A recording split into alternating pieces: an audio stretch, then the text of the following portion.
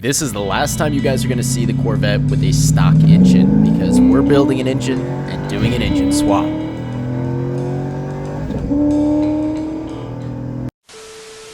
We'll discuss the full details in just a second. Thanks for tuning into this video, and if you guys haven't hit that subscribe button, make sure to subscribe it, because this is going to be one hell of a journey for the Corvette. So before we do anything, we need to road trip from West Palm Beach to Gainesville. We're going to be picking up the motor and assembling the bottom end at my friend Andrew's house. So I took my truck up there, and that's basically what I needed to do in order to get this whole motor thing going.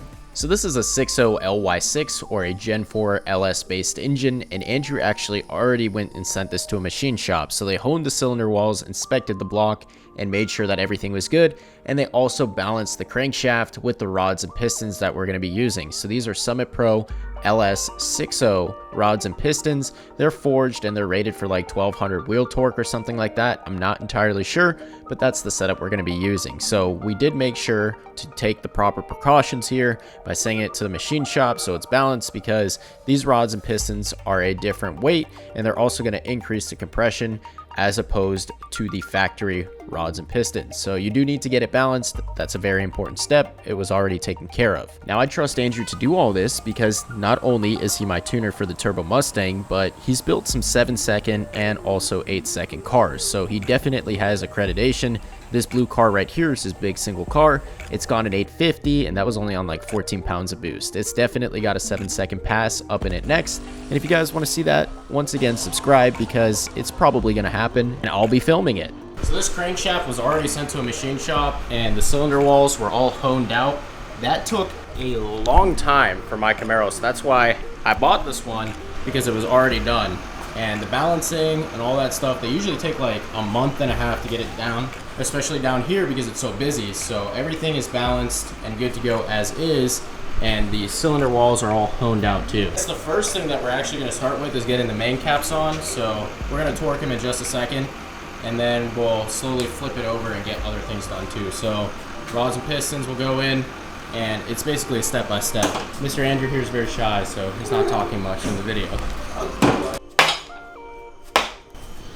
So if you feel it, spin smooth, but you have to set thrust. If you look here, you can see the thrust bearing surface on either side. When you first put the crank in and torque it, and it tightens everything down, it can walk one way or the other, and it'll drive the thrust bearing into it. So you basically hit it back and forth, and it centers it up on the main caps. Let you get your picture before I No, go ahead. Oh. Yeah, I'm doing a video. Oh. No pictures. I'm All getting the torquing. So now we're on the angle torque stage of things. So my torque wrench has a digital readout that I can set the angle torque to, and then it'll tell me what the final torque actually comes out to when it hits it.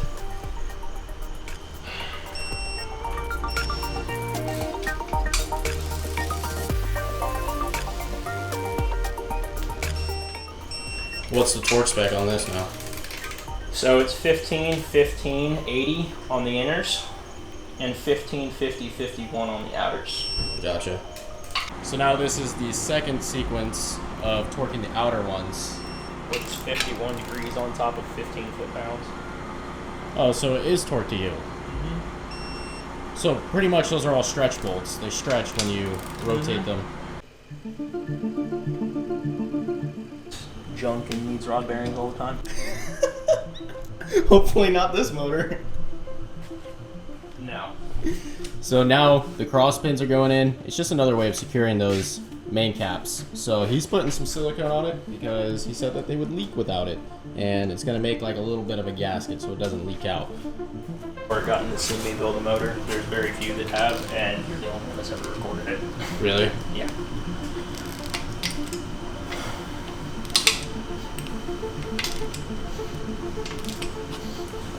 So now that the main cap cross pins are in, it's time to flip the motor and start installing the rods and pistons. Now Andrew has a method of doing so. It's basically one by one.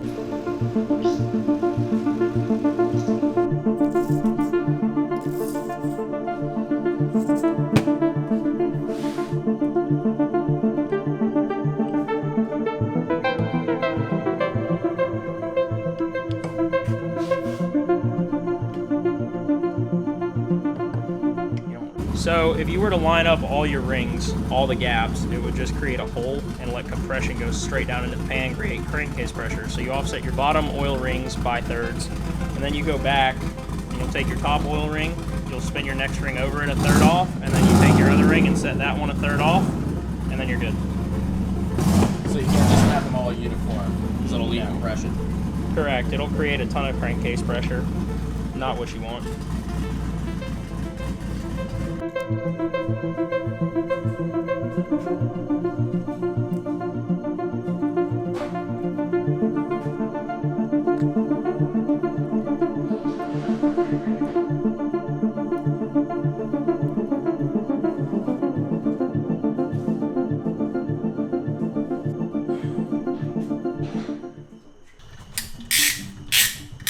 So when you're doing this, you want to watch your rings to make sure they're actually compressing, because you can end up with a spot where if you don't get it in there quite right, you'll pinch the ring and it'll be caught against the piston ringland and it won't actually compress it. And when you go to punch it in, You'll break it. you can if you hit it hard enough. That's why you do a bunch of little taps. You basically go like this to set the depth on this, because if you look, it's rolled up. So if you get this spot sticking up, then your ring can come out the bottom. Just tap it, give it a couple taps, reset it, and you do that. There we go. And then you're gonna attach the other side. What are they called again? Rod caps. Rod caps. Okay, so it has to line up with the crank on there. Mm-hmm. So. Okay, so the explosion happens and it pushes it a certain way and it rotates the crank. Yep. This was for number one based off how I had it on the table. That's number one. Because it's not as big a thing with these. Like, yeah, you still need to match your stuff up, but crack cap rods, like the stock rods, they won't clamp correctly, they won't fit right, they won't go together how they should if you mess up the orientation.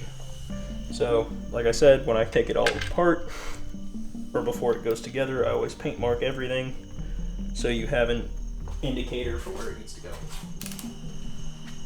So I always do it in steps, just because you went from no torque to why would you go directly all the torque. So I'll do it in 3 steps usually. On these where it's 75 foot-pounds, because they're 7/16 ARP 2000s, I'll usually do 25, 50, 75, and then double check that it hits 75. Just double checking 25 to make sure everything's good, and then everything's set.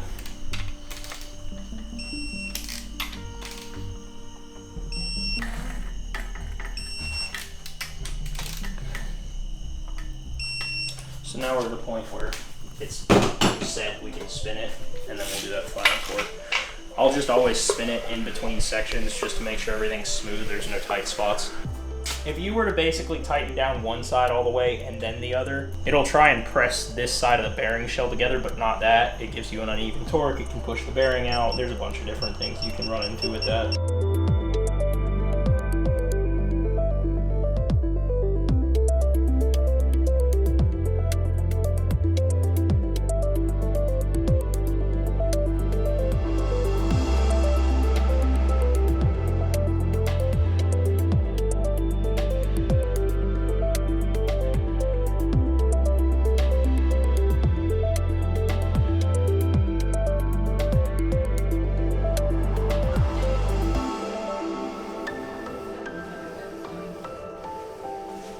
If you're not careful, you'll break a chrome off.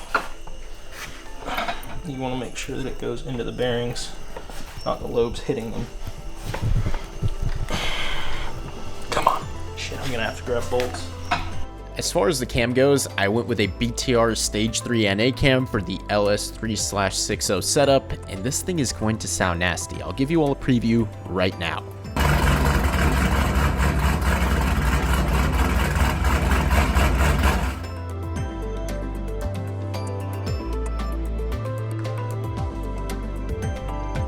So you really theoretically can put these any orientation. Like obviously you've got your flats and that goes in, but some people say one way, some people say the other. I will always take my lifters and line up the oil holes on them the same direction. And you do 4 at a time? Mm-hmm. We've got lube on the cam, so then you just take it, and in it goes. That's it? The lube in it and let them soak in.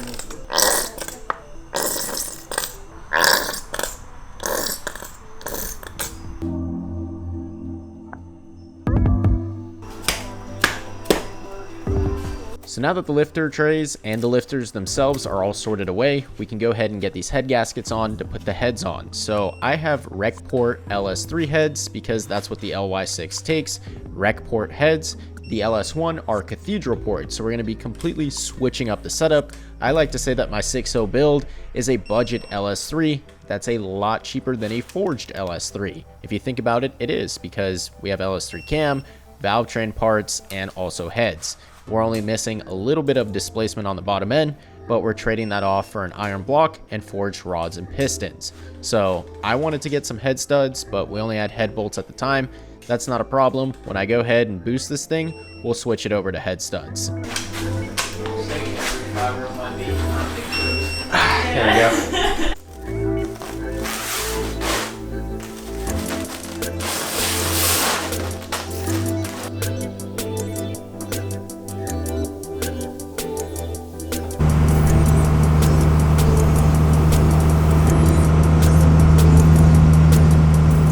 I did not get very far before the straps that were holding down the motor snapped. So that's why I brought the spare tire, so that it would prevent it from, like, you know, moving around the bed.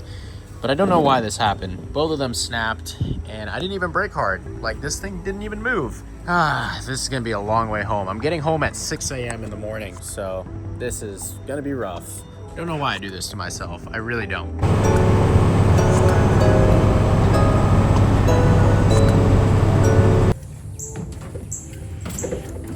There's no point in even trying, so I'm gonna go get an engine puller. I can't lift this, it weighs over 200 pounds. It's just not happening. Nope. Gonna save my back. So now that I'm back, it's time to go to Harbor Freight because I do not own a cherry picker or engine hoist, and we're gonna see how expensive this is gonna be. Once again, if you guys support the content, make sure to share, drop a comment, and possibly subscribe, because I put a lot of time and money into making this happen. So I picked it up from Harbor Freight. It was pretty expensive, and then it was time to start assembling it and finally getting this engine out of the truck bed.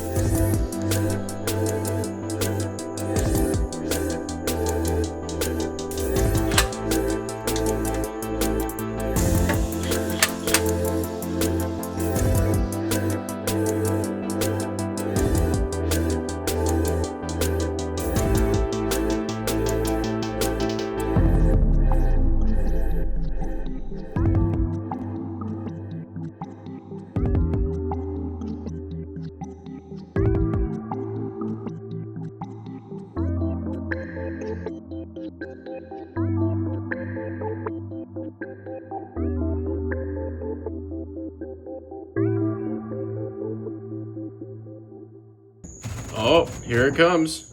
It's lifting it. Issue, Toby. What? It's moving it closer to the truck. Okay.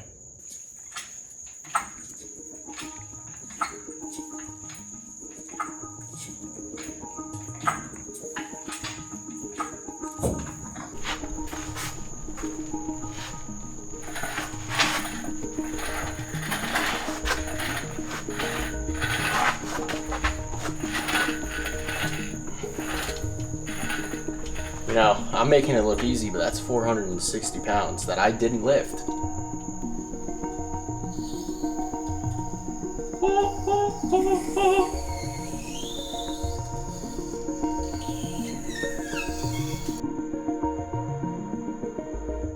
So now I need to get the engine onto the stand that is all the way over there. So we're doing this because I still have to time the motor, install push rods and rocker arms. There's probably like 20% of the build left, so we're gonna try and accomplish that today.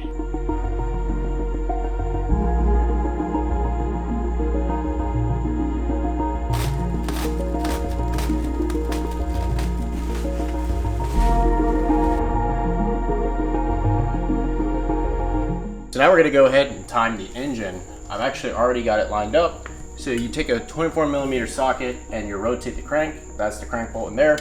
I'm not gonna do it again because I got it perfectly lined up. And this is your cam gear. So the cam gear has a dowel pin, pretty sure that's what it's called, I could be wrong. And it only lines up one way with the bolt to go in. And when you put this on, you wanna make sure that you don't have it on backwards because you won't see a dot on the teeth. There's a dot on the teeth right here that needs to line up with the crank. So they say the crank is at the 12 o'clock position. This one is at the 6 o'clock position. That's how you know your timing is right. And you can confirm that when you slide this on. So those two dots, when you put the bolt in, or all three bolts in, should be lined up. And you can see the bottom one right here, 12 o'clock. This is at the 6 o'clock position.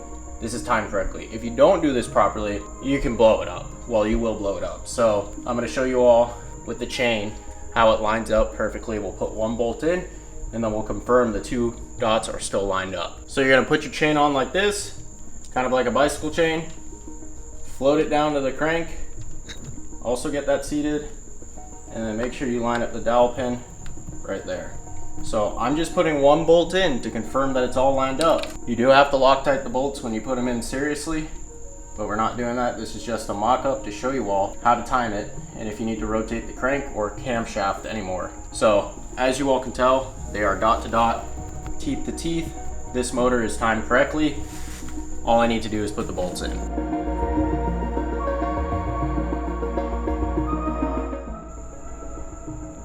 Got some Loctite on the bolt.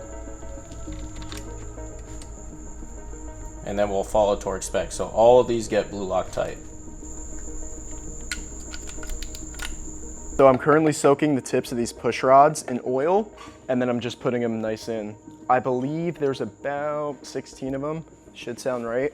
But Toby has me doing it without gloves on, so he runs out of gloves like literally every 2 days. You buy him a box and he's out. So honestly, I think like a glove company needs to sponsor this dude because, dude, he goes through like a box of gloves every day.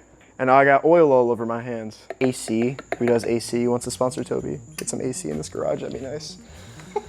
It's like cooking up in here, bro. Yeah, and it's June, bro. I can't even imagine July and August. I was trying to speed run this as fast as possible. I was going to install the push rods and the rocker arms, but then I realized I didn't have rocker arm stands, and those were going to take a while to get here. So it's always something when you're building an engine, you need this part or that part that you don't currently have, and then you end up waiting 4 to 5 days because the shipping gets delayed. I mean, you guys know how it goes if you've ever done this before. Now, I picked up the Melling oil pump because a lot of people recommend this, so I mean, if a lot of people use it, it's probably some good stuff. And it's really simple. So you've got grooves on the inside here, and this is gonna match up with your crank gear, and it'll only go on one way. It's really not rocket science. The hard part is the pickup tube and making sure that the O-ring is in there properly. So I'm just gonna rotate it so everything locks in, kind of like a key set. Then we'll get some Loctite on these bolts and torque them to the torque spec. So let's do that next. So you get some Loctite on the threads, thread that in, and basically just go by the book on all of this. I totally forgot to mention that after putting that Loctite in, you're only supposed to go hand tight on the bolts, rotate the crank 360 degrees, and then you're supposed to hit the torque spec on all of the bolts. So I forgot to show it. So I'm going to teach you all how to identify an LS engine on a random side note to make sure that you don't get scammed at the junkyard. A lot of people will sell you an engine saying it's this and that, you know, it's this certain LS, and then it ends up not being that. And you can prevent it by looking at a couple of serial numbers and obviously the displacement stamp on the front. So this is 6 liters, Gen 4, you can see right there. But that doesn't tell us if this is cast iron or aluminum because there are some 6 liters out there that are aluminum, and I didn't want to pay for an aluminum block. That's not good. It's not going to take the horsepower that I want. I want cast iron. So how do I make sure? Let's look at the serial numbers on the back. So we went to the back of the block. You can see the serial numbers right there, 12576181. If I didn't see that correctly, I'm looking at it through the camera. But anyways, you type in that serial number, and what comes up? An LY6. So that's how you make sure that you don't get hustled. You know exactly what engine you have and what you're buying. So since these did sit for a while, I'm just gonna be meticulous about this and put some more assembly lube on each of the ends. And then I just wanna double check and make sure that nothing isn't lubricated because that wouldn't be good.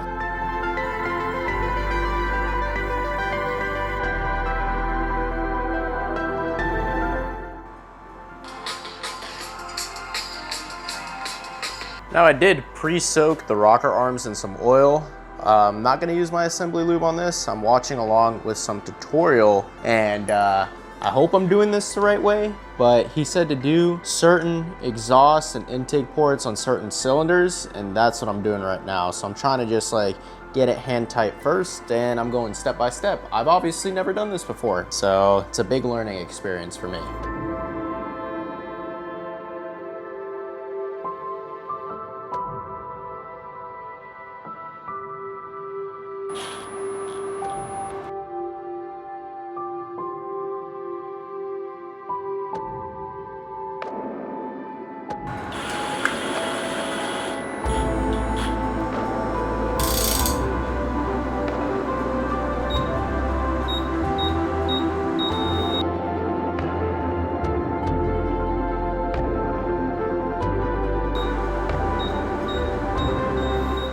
And now I'm just rotating the crank 360 degrees. Now my pistons and valves have kicked. So the reason why I'm rotating the crank 360 degrees is because we began at top dead center for piston 1, and that was base circle for the specific rocker arms that I already torqued down. I told you I did specific intake and exhaust ones, and I did not just put all of them in and tighten them. So now we're rotating the crank so that the camshaft also spins and achieves base circle, and it's no longer at the top of the lobe for the other ones that are left that I didn't put in yet. So obviously you're going to see all of them in, but they're not all torqued. They're hand tight loose, and those are the ones that aren't torqued down. And the reason why we're rotating is to make sure that it achieves base circle, and so that we're not putting extra tension on those push rods and rocker arms, possibly breaking something. So it may be confusing if you're doing this for the first time as well, but you can tell which one of these rocker arms belong to the exhaust ports because, well, if you look where your headers would bolt up, there are your exhaust ports here on the heads. And whichever this one lines up with, that is the exhaust rocker. So, you know, for doing the whole cam lobe, what the hell is it called? Circle something? Circle some whatever it is. I'll correct myself. I literally just learned this today and I'm tired.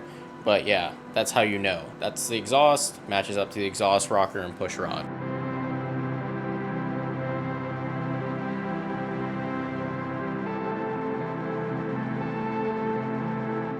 So this right here is a very cheap and effective LS valve cover. Let's get the gasket in and run the bolts in and get this over as soon as possible so we can flip the motor over and do the oil pan next. So that's what's on my agenda.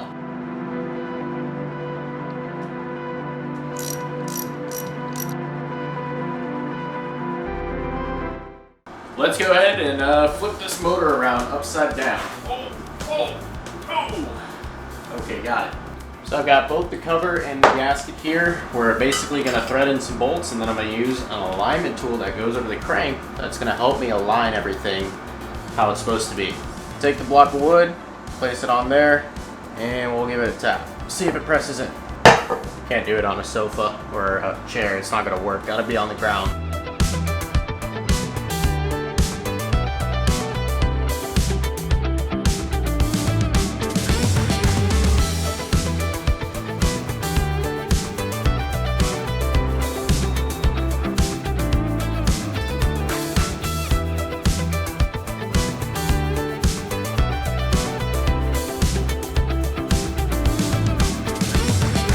So I actually just unboxed this and I wanted to explain exactly why I decided to go with the BTR Trinity. So as you all can tell, it's a low ram design. I actually still have my puller thing that allows the cherry picker to hook up to it on where the valley would be. So this intake manifold's actually not sitting all the way down. But the main reason why I picked it is so that I don't have to cut my Corvette's hood or possibly get a cowl hood. I just don't like either of those options. And this BTR Trinity is really good for boost too. I've seen some dyno graphs. It's probably one of the top performing intake manifolds when you add a turbo.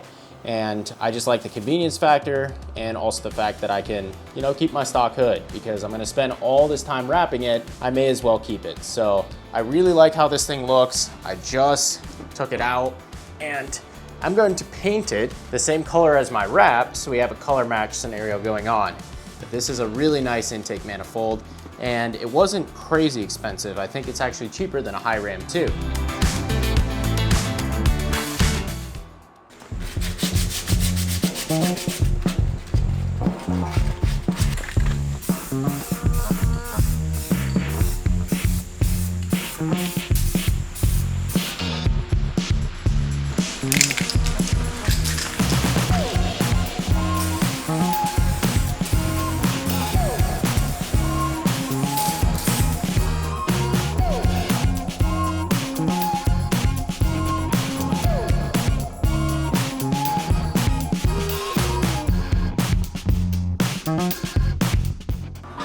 should, hypothetically speaking, sit perfectly on top. It clears the studs, and let's start tightening some bolts.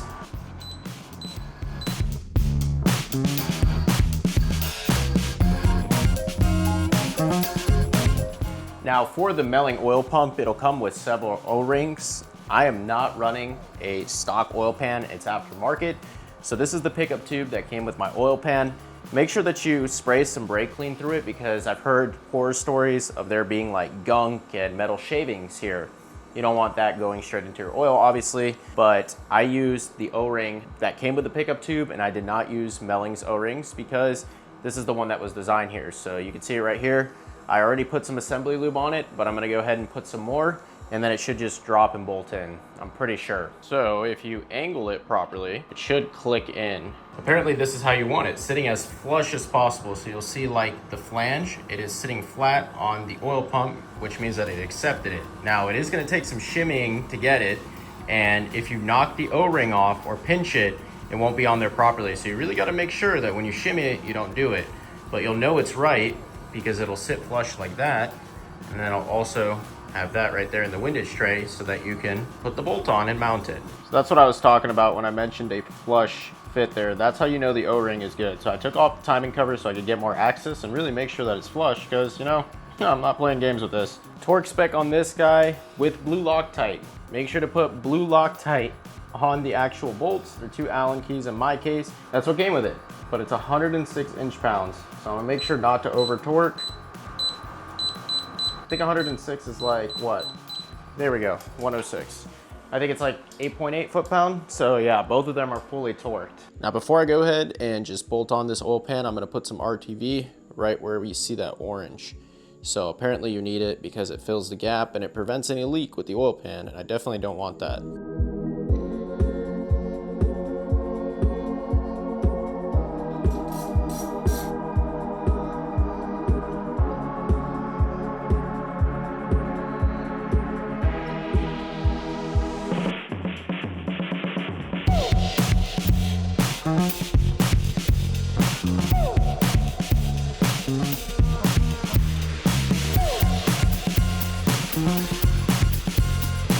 With the oil pan being on, that is officially the end of the Corvette's engine build. So this was a lot of hard work, but there you go. So it's time for those valve covers to come off so that we can weld in some bungs. My buddy Brock is going to be doing the entire job, and basically I decided to do this to ventilate crankcase pressure because we did go ahead and increase compression, and it's always a good idea to run a catch can on a car because instead of generating all that crankcase pressure and popping a ringland, you can just let it vent out into a catch can. So that's basically what I wanted to do.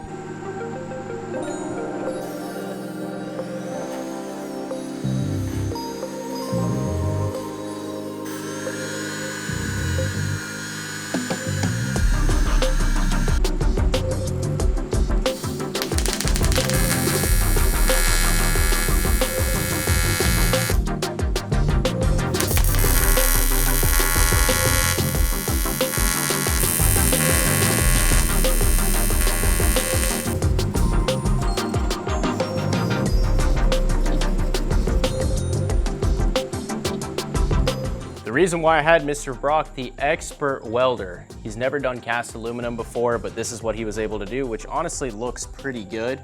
The reason why I had him do this is so that we can run 2 10AN lines on the valve covers and run a catch can setup. So that's gonna allow me to do it. We're gonna grind it down like that. You might see a little bit of porosity. If we grounded it down a little bit more, we would have gotten it more. But the reason why it has porosity is because it took a couple attempts to get here. We needed a pedal. And Yes Welder did send out the welder that we did this job with, so I'm gonna talk about that in just a second. But now I can run a catch can. So we've got our 2 fittings. I actually decided just now to sand this all down and paint it just like I did the intake manifold. It's gonna look pretty cool. So this is the Yes Welder YWT 211 AC/DC. I gotta give a big thank you to them once again because without Yes Welder, we wouldn't have been able to do this project. I don't own a TIG welder. I only ever used MIG, which is also from them. The MIG 250 Pro is awesome, but check this out. It's capable of lift TIG and a few other things. Let's get this open. So we've got a weld mode, torch mode, weld position, and thickness. That's for their smart TIG option. So basically you can input different thicknesses and it will give you some preset settings. And we used that when we did it. We slightly adjusted it, but it was pretty accurate. And then there's different pulses and we used a foot pedal setup. So this machine is awesome. It's very compact. It's half the size of my multi-function welder.